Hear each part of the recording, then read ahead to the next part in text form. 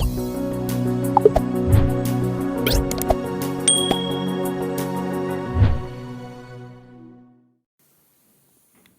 Evening दोस्तों, स्वागत है आपका हमारे यूट्यूब चैनल नर्सिंग हट में। और आज हम फिर से आपके लिए लेकर आए हैं बहुत ही इम्पोर्टेंट क्वेश्चंस की एक क्लास। और इस क्लास में क्वेश्चंस इंक्लूड किए गए हैं, वो हैं कम्युनिटी हेल्थ नर्सिंग के, पीडिया के और गायनेकोलॉजी के। तो आज की यह क्लास बहुत ही इम्पोर्टेंट रहने वाली है। क्लास को एंड तक ज़रूर देखें। अगर चैनल पर पहली बार विजिट कर रहे हैं तो हमारे चैनल नर्सिंग हट को सब्सक्राइब करें। और हमारे चैनल पर काफ़ी क्लासेज हो चुकी है और बहुत ही इम्पोर्टेंट क्वेश्चंस कराए गए हैं, तो सारी सारी क्लासेज ज़रूर देखें। तो शुरुआत करते हैं आज के क्वेश्चन सेशन की। पहला क्वेश्चन है, which of the following is a communicable disease, यानी इनमें से कौन सी कम्युनिकेबल डिजीज है। Option A diabetes, option B diphtheria, option C hypertension या ऑप्शन डी क्वाशियरकोर। कौन सी इनमें से कम्युनिकेबल डिजीज है, डायबिटीज है या डिप्थीरिया है या हाइपरटेंशन या क्वाशियरकोर। कम्युनिकेबल डिजीज के बारे में पूछा गया, जो कि एक व्यक्ति से दूसरे व्यक्ति को फैलती है, वह कम्युनिकेबल डिजीज कहलाती है। तो इसका राइट आंसर है ऑप्शन बी डिप्थीरिया। डिप्थीरिया वह डिजीज है जो कि कम्युनिकेबल है, और डायबिटीज और हाइपरटेंशन जो है यह नॉन कम्युनिकेबल डिजीज में काउंट होती है, और यह प्रोटीन डेफिशिएंसी डिसऑर्डर होता है। क्वाशियरकोर प्रोटीन डेफिशिएंसी डिसऑर्डर होता है। अगला क्वेश्चन है, which among the following is not a common symptom of tuberculosis, यानी इनमें से कौन सा एक ट्यूबरकुलोसिस का कॉमन सिम्टम नहीं है। Option A cough for 3 week और मोर, यानी 3 वीक या 3 वीक से ज़्यादा खांसी। Option B fever specially at night. Option C weight gain या option D loss of appetite, यानी इनमें से कौन सा एक फीचर्स है जो कि ट्यूबरकुलोसिस का नहीं है। बहुत ही इंपॉर्टेंट क्वेश्चन है ये। तो इसका राइट आंसर है ऑप्शन सी वेट गेन नहीं होता, इसमें वेट लॉस होता है। इसको स्लिम डिजीज भी बोला जाता है ट्यूबरकुलोसिस को। इसमें वेट का लॉस होता है और कफ इसमें परसिस्टेंट बना रहता है लगातार। फीवर भी नाइट को आता है और लॉस ऑफ एपेटाइट भी होता है, जिसके कारण वेट लॉस देखने को मिलता है। नेक्स्ट क्वेश्चन है, home available fluid can be given to a diarrhoea patient except, यानी इनमें से कौन से जो फ्लूइड होते हैं वह होम जो घर पर अवेलेबल होते हैं वह डायरिया पेशेंट को दे सकते हैं किसी एक को छोड़कर।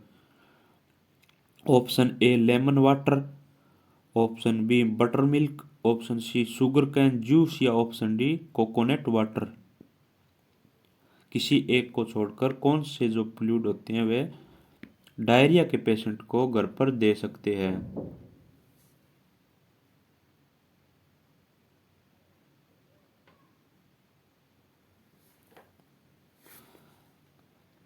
तो इसका राइट आंसर है option C sugarcane juice के अलावा जो जितने भी दे रखे हैं लेमन वाटर, बटर मिल्क और कोकोनट वाटर, ये डायरिया के पेशेंट को घर पर अवेलेबल होते हैं, ये दे सकते हैं। नेक्स्ट क्वेश्चन है, fever, abdominal tenderness, slow pulse, delirium and rose rash indicate the disease, यानी जो फीवर होती है, एब्डोमिनल टेंडरनेस होता है, स्लो पल्स रेट होती है, डिलीरियम देखने को मिलता है और रोज रेस यानी जो रोज कलर के रेसेस देखने को मिलते हैं, यह कौन सी डिजीज को इंडिकेट करता है। Option A smallpox, option B measles, option C tetanus या ऑप्शन डी चिकन पॉक्स।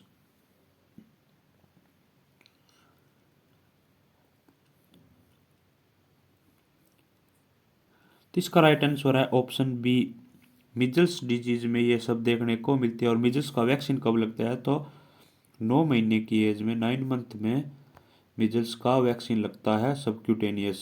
और इसके साथ कौन सा वैक्सीन दिया जाता है, तो विटामिन ए की 1 lakh international unit measles vaccine के साथ दी जाती है। नेक्स्ट क्वेश्चन है leprosy is caused by, leprosy किसके द्वारा कॉज होता है? Option A mycobacterium leprae, option B mycobacterium tuberculi, option C rota virus या ऑप्शन डी मॉस्किटो। लेप्रोसी जो होती है कुष्ठ रोग होता है, या इसको हैंसन डिजीज भी बोला जाता है। ये क्वेश्चन पूछा जाता है एग्जाम में कि लेप्रोसी का अदर नेम क्या है, तो हैंसन डिजीज, हैंसन डिजीज बोला जाता है लेप्रोसी का अदर नेम। तो इस यह किसके द्वारा कॉज होता है? तो इसका राइट आंसर है ऑप्शन ए माइकोबैक्टीरियम लेप्री जो होता है इसके द्वारा लेप्रोसी कॉज होता है। ऑप्शन ए राइट आंसर है ऑप्शन ए। और माइकोबैक्टीरियम ट्यूबरकुलाई होता है इसके द्वारा टीबी फैलता है। रोटा वायरस डायरियल कॉज करता है, डायरियल। और मॉस्किटो, मॉस्किटो के द्वारा जो मलेरिया होता है वो देखने को मिलता है। मादा एनाफिलीज जो मच्छर होता है उसके द्वारा मलेरिया देखने को मिलता है। नेक्स्ट क्वेश्चन है, बहुत ही इंपॉर्टेंट क्वेश्चन है ये, which first line anti tubercular drug is contraindicated for a pregnant women, यानी कौन सी जो फर्स्ट लाइन एंटी टीबी जो ड्रग होती है, ट्यूबरकुलोसिस जो ड्रग होती है, वह कॉन्ट्रा इंडिकेटेड होती है एक प्रेग्नेंट वुमेन के लिए? Option A streptomycin, option B isoniazid, option C ethambutol या ऑप्शन डी पायराजिनामाइड। कौन सी एक जो ड्रग होती है वह प्रेग्नेंट वुमेन के लिए कॉन्ट्रा इंडिकेटेड मानी जाती है? तो इसका राइट आंसर है ऑप्शन ए स्ट्रेप्टोमाइसिन ड्रग को कॉन्ट्रा इंडिकेटेड माना गया है प्रेगनेंसी के टाइम या प्रेग्नेंट वुमेन को, क्योंकि यह एक ऑटोटॉक्सिसिटी करता है, ऑटोटॉक्सिसिटी करता है। यानी अगर स्ट्रेप्टोमाइसिन को प्रेग्नेंट वुमेन को लगा देते हैं तो यह होने वाले बच्चे को ऑटोटॉक्सिसिटी यानी बहरापन हो सकता है, इसलिए यह कॉन्ट्रा इंडिकेटेड मानी गई है प्रेग्नेंट वुमेन के लिए। नेक्स्ट क्वेश्चन है, symptom of stroke are, stroke के सिम्टम कौन कौन से? Option A confusion and difficulty in speech,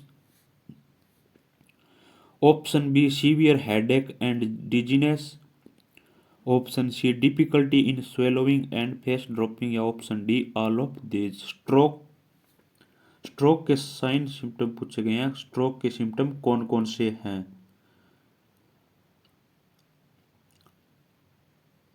stroke के सिम्टम कौन कौन से हैं?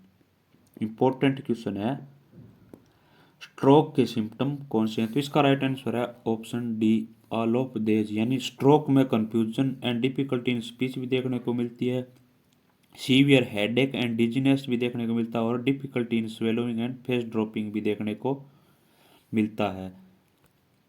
नेक्स्ट क्वेश्चन है, गेस्टेशनल डायबिटीज अकर इन, गेस्टेशनल जो डायबिटीज होती है वह कब होती है? ऑप्शन ए लैक्टेटिंग मदर को, ऑप्शन सी एडोलसेंट एज में, ऑप्शन सी एल्डरली पॉपुलेशन या option D pregnant women. Gestational diabetes कब उत्पन्न या अकर्ष होती है?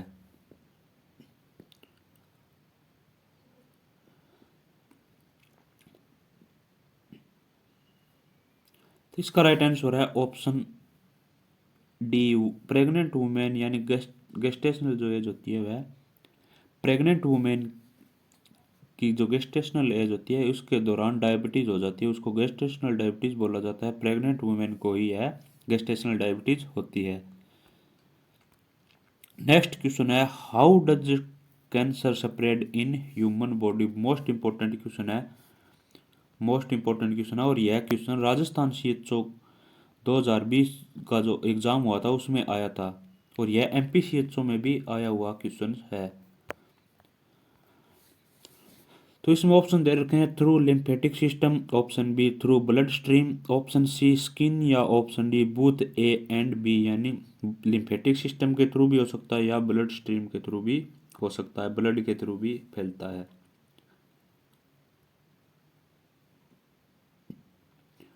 कैंसर स्प्रेड के बारे में पूछा गया है, कैंसर स्प्रेड कैसे होता है ह्यूमन बॉडी में? तो इसका राइट आंसर है option D both A and B. यह लिम्फेटिक सिस्टम के थ्रू भी फैलता है और ब्लड के थ्रू भी फैलता है, ब्लड सर्कुलेशन के थ्रू भी कैंसर फैलता है। नेक्स्ट क्वेश्चन है the common method of screening for cervical cancer in communities. Community में कॉमन मेथड पूछा गया है सर्वाइकल कैंसर की स्क्रीनिंग का, कम्युनिटी में पूछा गया, कम्युनिटी में। Option A ultrasound, option B blood smear, option C visual inspection with acetic acid या ऑप्शन डी सीटी स्कैन।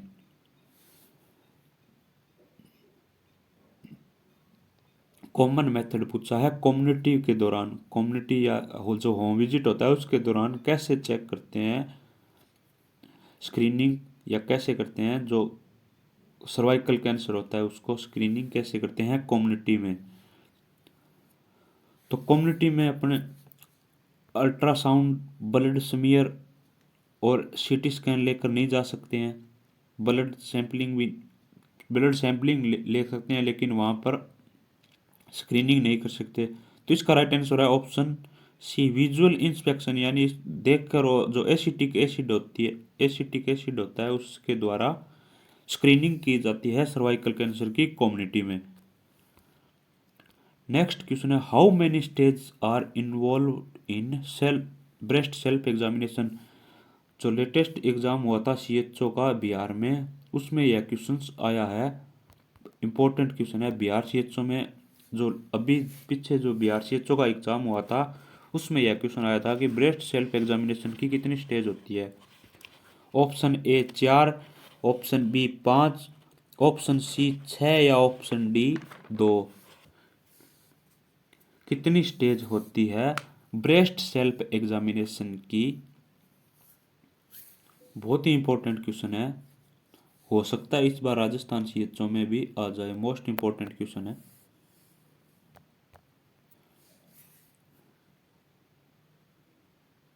तो इसका राइट आंसर है ऑप्शन ए ब्रेस्ट सेल्फ एग्जामिनेशन की 5 स्टेजेस होती है। ब्रेस्ट सेल्फ एग्जामिनेशन की 5 स्टेज होती है। नेक्स्ट क्वेश्चन है asthma can prevented by, asthma कैसे प्रिवेंट किया जा सकता है। Option A preventing exposure to allergen, option B take vaccine against asthma, option C taking medication regular या option D none of this.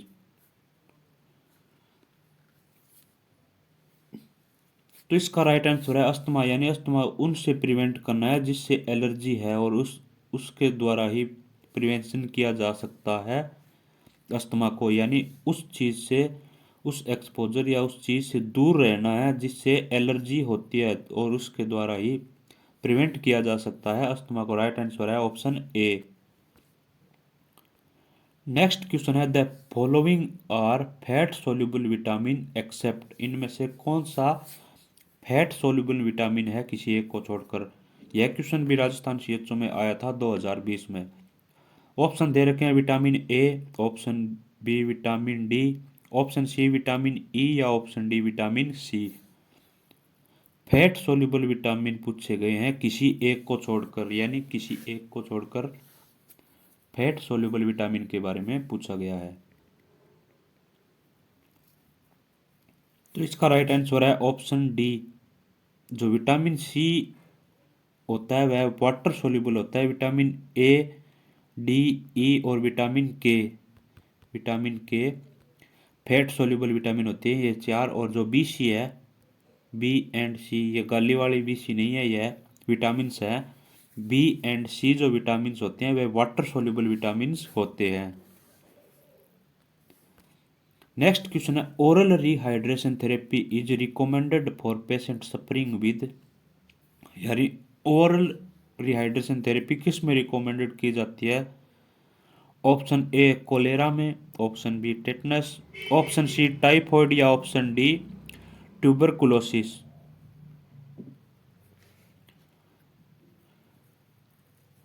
Oral rehydration therapy किस में recommend की जाती है, पेशेंट किससे सफ़र कर रहा हो तो उसको ओरल रिहाइड्रेशन थेरेपी देंगे। बहुत ही इंपॉर्टेंट क्वेश्चन है ये। तो इसका राइट आंसर है ऑप्शन ए कोलेरा में डिहाइड्रेशन हो जाता है डायरिया के कारण, राइस वाटर स्टूल देखने को मिलता है इसमें। राइस वाटर स्टूल देखने को मिलता है। ये क्वेश्चन भी एग्जाम में बार बार पूछा जाता है। Rice water stool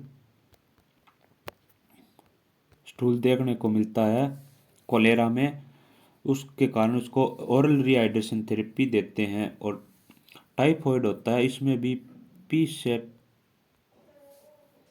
P soup stool देखने को मिलता है।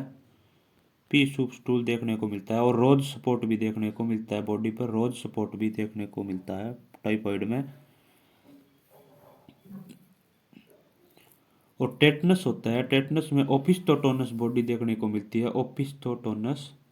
ओपिस्थोटोनस यानी धनुषाकार बॉडी हो जाती है। और जो रिजिड स्माइल भी देखने को मिलती है, यानी रिजिड या फिक्स स्माइल भी देखने को मिलती है टेटनस में। तो इसका राइट आंसर है ऑप्शन ए कोलेरा। कोलेरा में कोलेरा एक डायरियल डिजीज है, उसके कारण डिहाइड्रेशन देखने को मिलता है बॉडी में, इसलिए ओरल रिहाइड्रेशन थेरेपी या ओआरएस को रिकमेंड किया जाता है पेशेंट को। नेक्स्ट क्वेश्चन है, which procedure will help in the management of atonic uterus, यानी कौन सी प्रोसीजर के द्वारा एटोनिक पीपीएच यानी पोस्टपार्टम हेमरेज को मैनेज किया जा सकता है। Atonic postpartum haemorrhage, option A uterine muscles dilator, option B bimanual compression of uterus, option C suturing of cervical and vaginal tear, या ऑप्शन डी इंट्रावेजाइनल पैकिंग। यानी कौन सी प्रोसीजर के द्वारा हेल्प मिलती है एटोनिक पीपीएच पोस्टपार्टम हेमरेज को रोकने के लिए।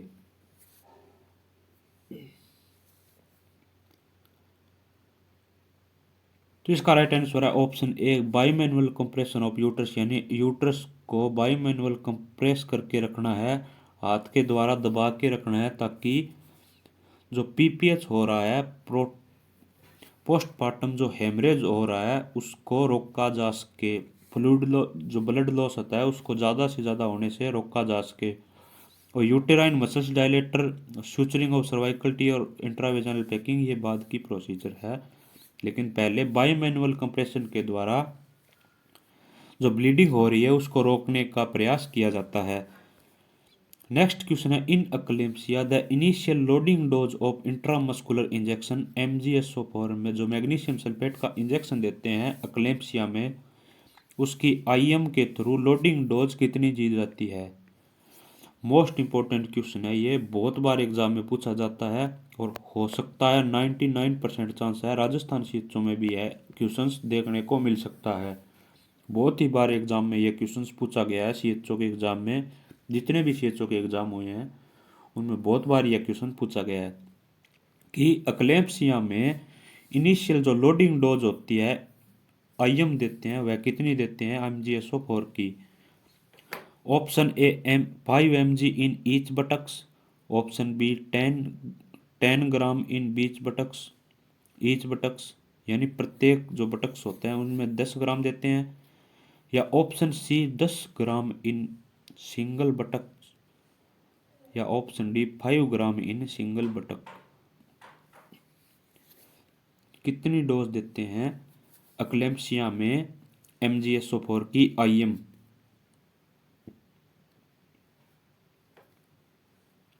तो इसका राइट आंसर है ऑप्शन ए 5 ग्राम देते हैं प्रत्येक बटक्स में, यानी दोनों बटक्स में कितनी देंगे। अगर टोटल डोज के बारे में पूछे तो 10 ग्राम, यानी दोनों बटक्स पर 5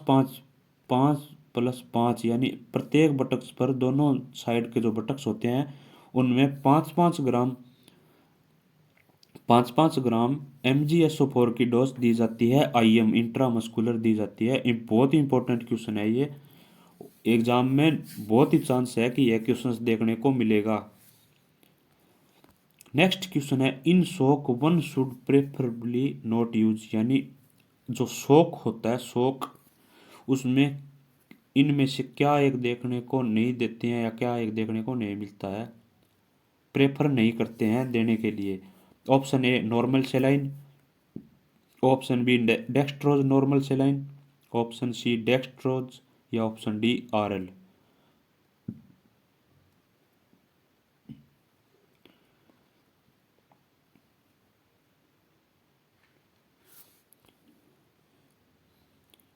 यानी शॉक की कंडीशन में इनमें से क्या नहीं देते हैं। शॉक में फ्लूइड एंड इलेक्ट्रोलाइट इम्बैलेंस हो जाता है और इसमें जो फ्लूइड एंड इलेक्ट्रोलाइट को मेंटेन करने के लिए नॉर्मल सेलाइन का भी यूज किया जाता है, डेक्सट्रोज नॉर्मल सेलाइन का भी यूज किया जाता है और सबसे ज़्यादा जो यूज किया जाता है वह रिंगर लैक्टेट यानी जो रिंगर लैक्टेट आरएल होता है उसका सबसे ज़्यादा यूज किया जाता है। लेकिन डेक्सट्रोज के द्वारा बॉडी को सिर्फ ग्लूकोज की मात्रा मिलती है, एनर्जी मिलती है, ना कि वह फ्लूइड एंड इलेक्ट्रोलाइट को मेंटेन नहीं करता, इसलिए डेक्सट्रोज को प्रेफर नहीं किया जाता है शॉक की कंडीशन में।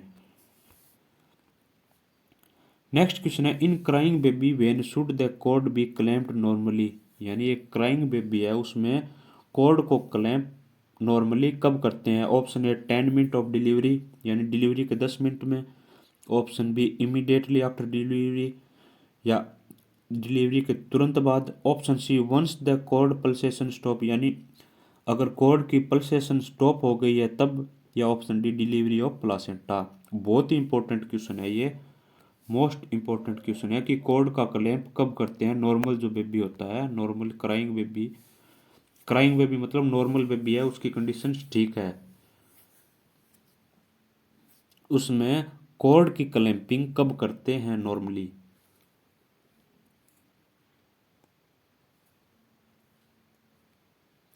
तो इसका राइट आंसर है ऑप्शन सी, जब पल्सेशन स्टॉप हो जाती है बेबी की कॉर्ड में तब क्लैंप किया जाता है, ताकि ब्लड जो जो बेबी है वह हाइपोवोलेमिया की शॉक में ना जा सके, मदर के द्वारा प्लासेंटा के थ्रू जो ब्लड होता है वह बेबी को मिलता रहे। अगर उसमें कॉर्ड पल्सेशन स्टॉप हो गई है तो उसको कॉर्ड को क्लैंप कर देते हैं और कट कर देते हैं। नेक्स्ट क्वेश्चन है, the first step in thermal protection for the new born include. यानी फर्स्ट स्टेप क्या होता है बच्चे को थर्मल प्रोटेक्शन करने के लिए न्यू बॉर्न को क्या क्या इंक्लूड किया गया। ऑप्शन है drying the baby thoroughly immediate after birth, option B drying the baby thoroughly immediate after cord has been cut, option C covering the baby with a clean dry cloth immediately after birth, या option D covering the baby with warmed blanket.